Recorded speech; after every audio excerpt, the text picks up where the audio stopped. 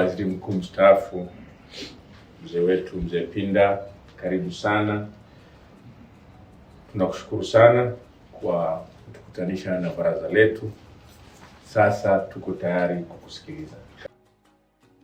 Tunapozungumza kilimo, tunazungumza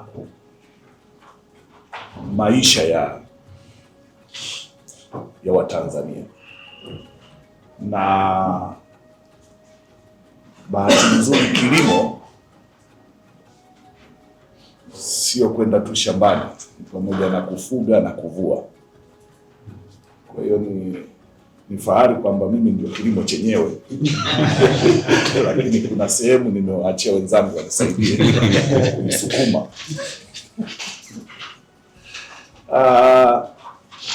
Nikushukuru sana mwenyekiti, umetoa picha pana na ya tija kubwa ya baraza na tija ya baraza kwenye sekta ambazo sisi tumepewa dhamana ya kusimamia.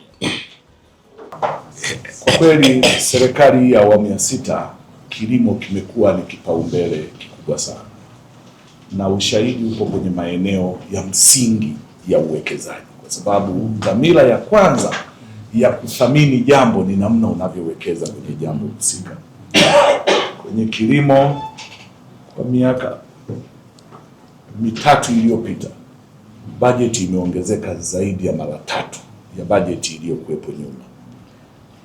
Sasa hivi tunazungumzia trilioni 1.2 ya bajeti ya kilimo kutoka bilioni 300 200. Unaweza ukaona dhamira ya serikali kwenye eneo la uwekezaji wa kilimo nchini, na uwekezaji huu hauna excuse ya kutafuta matokeo.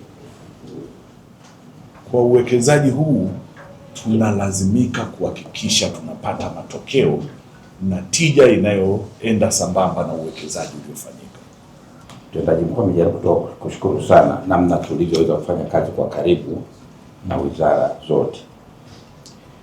Maana baraza hili bila wizara hizi kuwa supportive hamwendi, tungekwama tu. Lakini na sisi tulijitahidi sana kuwapa nafasi ya kutambua kwamba we are not above the ministries. No. Bado wizara mna nafasi yenu. Sisi tumekuja tu kwa ajili ya kutaka kuona kama tunaweza tukasaidia mambo hapa na pale.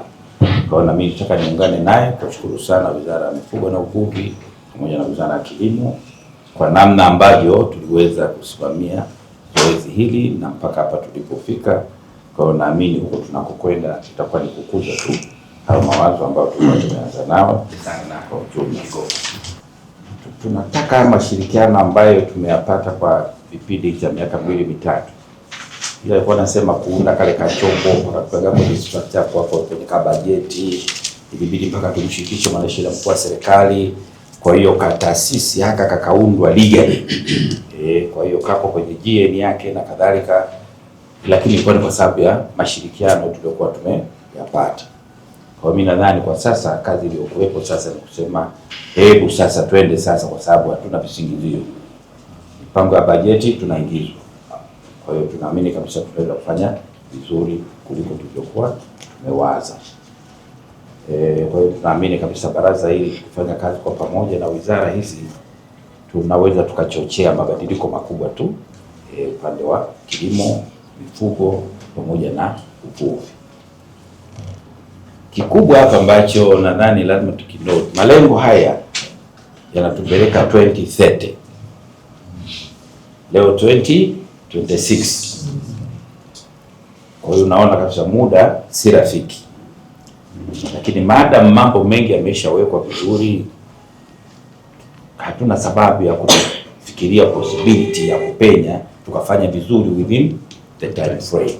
Lakini patahitajika nguvu kubwa sana ya kuweza kusukumana ili tuweze kufikia malengo yale kwenye parachichi, kwenye ngano, kwenye nini. Basi lakini tukiwa wamoja sidhani kama itatushinda. Jamani, kazi na utu.